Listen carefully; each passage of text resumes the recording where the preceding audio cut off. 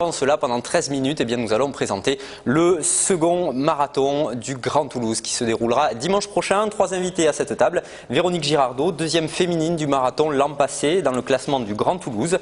Pierre Vergnol, membre du comité d'organisation du marathon et adjoint au maire délégué au sport à Colomiers et aussi marathonien. Et Daniel Rousseau, donc le président du comité départemental d'athlétisme. Merci d'être présent sur ce plateau.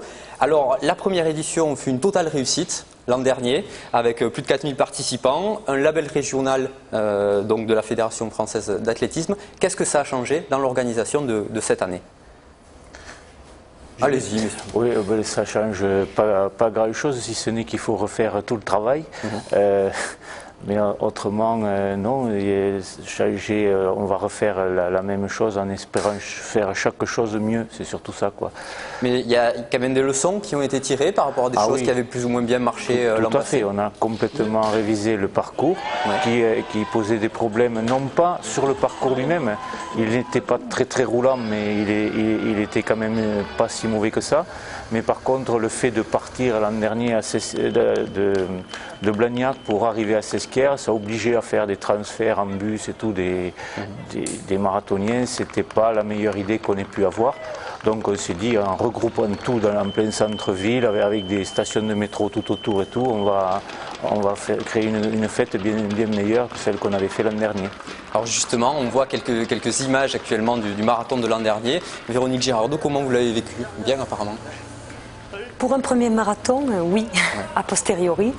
Pendant le marathon, ça représente beaucoup de souffrance, beaucoup d'interrogations. Je me suis même demandé ce que je faisais là, à un moment donné. C'est vrai qu'il y a des moments qui sont difficiles. Heureusement que je n'y étais pas seule. J'avais toute une troupe de camarades de mon club d'athlétisme, d'Athlétisme 632 donc. Nous étions une bonne quinzaine au départ. Cette année, nous serons une bonne vingtaine, sans compter les équipes de relais. Et c'est vrai que c'est aidant parce qu'on se donne un objectif qu'on partage. Et c'est un défi aussi.